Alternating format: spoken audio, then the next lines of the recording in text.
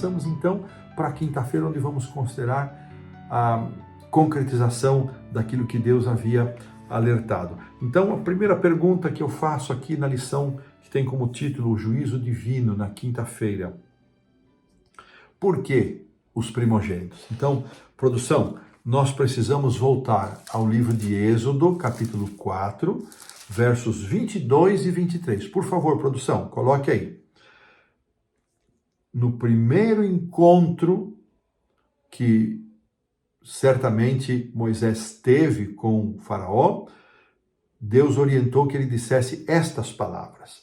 Então, 4, 22 e 23 do livro de Êxodo diz assim: dirás a Faraó, assim diz o Senhor, Israel é meu primogênito, é meu filho, meu primogênito. Digo-te, pois, deixa ir meu filho para que me sirva. Mas se recusares deixá-lo a ir, eis que eu matarei teu filho, teu primogênito. Olha que coisa impressionante. Desde o início, Moisés havia dito ao Faraó que Israel era para Deus, o Deus criador, o Deus vivo, um filho como um primogênito. E que se ele, Faraó, se recusasse a deixar o povo ir, se ele se recusasse a libertar o povo, da mesma forma como Israel, primogênito de Deus, havia sido torturado, afligido, ameaçado, castigado, oprimido, os primogênitos, o primogênito do Faraó e de todos os egípcios, eles pagariam com a própria vida. Faraó tinha a opção de aceitar o convite de Deus para liberar, o pedido de Deus para libertar Israel, para liberar, mas se ele persistisse no endurecer do seu coração, isso nós já falamos na semana passada, a questão do endurecimento do coração, e vimos que Deus não endureceu o coração de Faraó. A ação do endurecimento é um idiomatismo que representa que, da mesma maneira como Deus atuou sobre o coração de Faraó para que ele libertasse Israel, mas a sua resistência permitia na língua hebraica atribuir a Deus a ação, mas na verdade a decisão foi dele, foi de Faraó,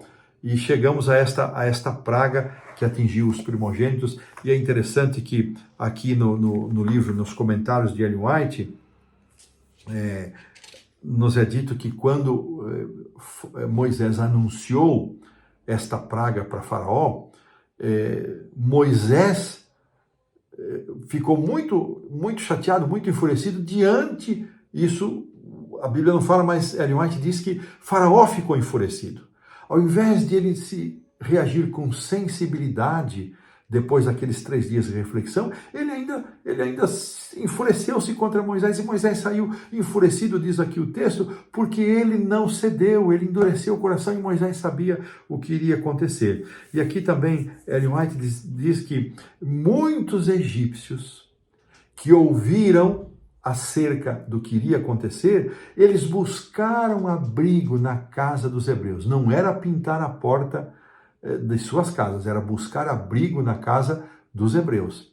E ela menciona que todos os hebreus que atenderam a isso, nós não sabemos então se todos fizeram, custa crer que alguém não tenha feito, mas havia liberdade de escolha, né?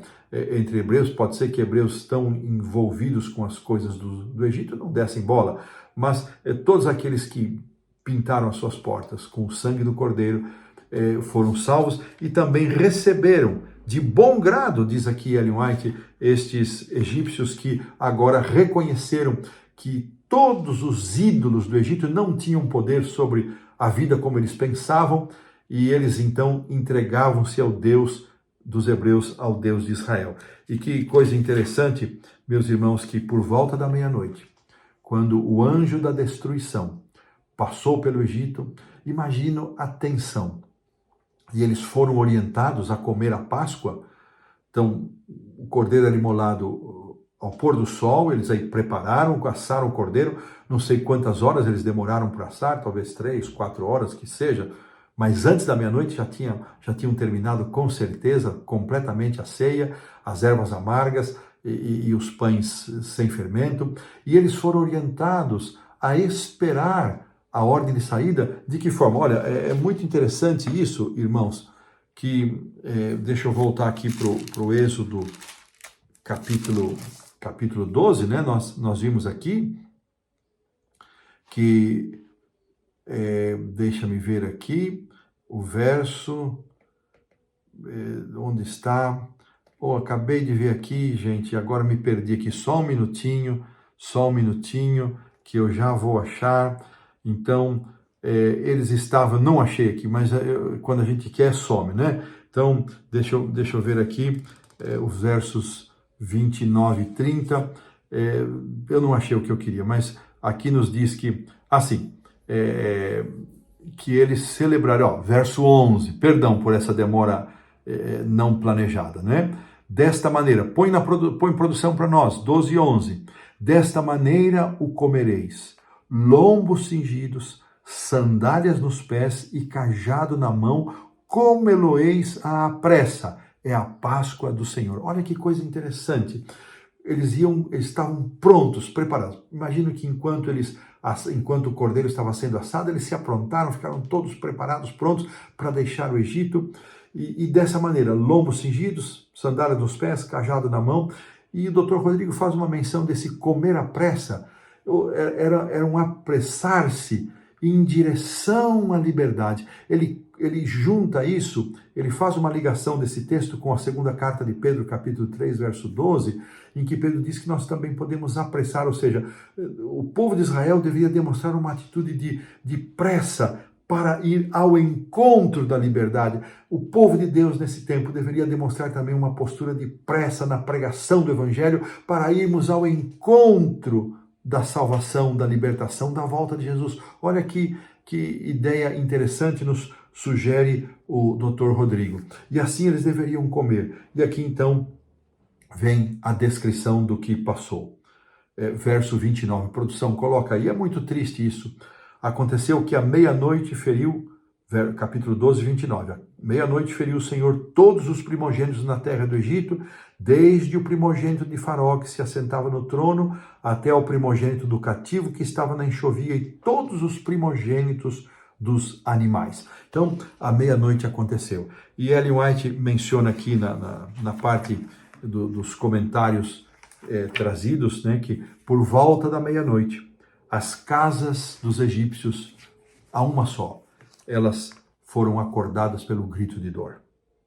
Temeram, não só, entristeceram-se não só pelo primogênito morto, mas por suas próprias vidas. E de alguma forma eles se lembraram da crueldade de Faraó quando ordenou que as crianças dos hebreus fossem assassinadas e mortas ao nascerem. Que tristeza, que triste consequência. Mais uma vez, o endurecimento do coração de Faraó conduziu a esse estado. E finalmente, irmãos, pensemos mais uma vez nas consequências das nossas decisões. Quanto das nossas decisões afetam aqueles que estão ao nosso redor. Então, os versos 30 a 32 nos dizem que Faraó também se levantou de noite, não havia uma única casa onde não havia mortos, filhos e animais. Naquela mesma noite, pela segunda vez depois de dizer que não veria mais o rosto de Moisés, ele chamou Moisés e ele disse, levantai, vamos aí, verso 31, produção, e 32. Levantai-vos, saí do meio do meu povo, tanto vós como os filhos de Israel, e de servir ao Senhor como tendes dito. Verso 32, levai também convosco vossas ovelhas e vosso gado, como tendes dito. Ide-vos embora, e abençoai-me também a mim. E aqui nos é dito na sequência que os próprios egípcios apertavam com o povo para eles saírem rápido, e com isso o povo também pediu presentes, bens, e eles foram foram entregando tudo. E o povo aqui nos diz no verso 36 que Deus fez com que eles encontrassem favor, e assim partiram os filhos de Israel para a terra de Sucote. Verso 37, cerca de 600.000 homens, sem contar mulheres e crianças. Que cerimônia, que coisa, que quadro tremendo. E assim, para a gente fechar aqui na quinta-feira, você já sofreu consequências por escolhas erradas de outros? Isso acontece muito, irmãos. Cônjuges que fazem escolhas erradas, filhos que fazem escolhas erradas, fazem sofrer o coração de cônjuges, de pais. Nós sabemos o que isso significa. Oremos para que Deus nos dê coração terno, sábio, coração amolecido pelo sangue de Cristo, e desta maneira pomos um ponto final.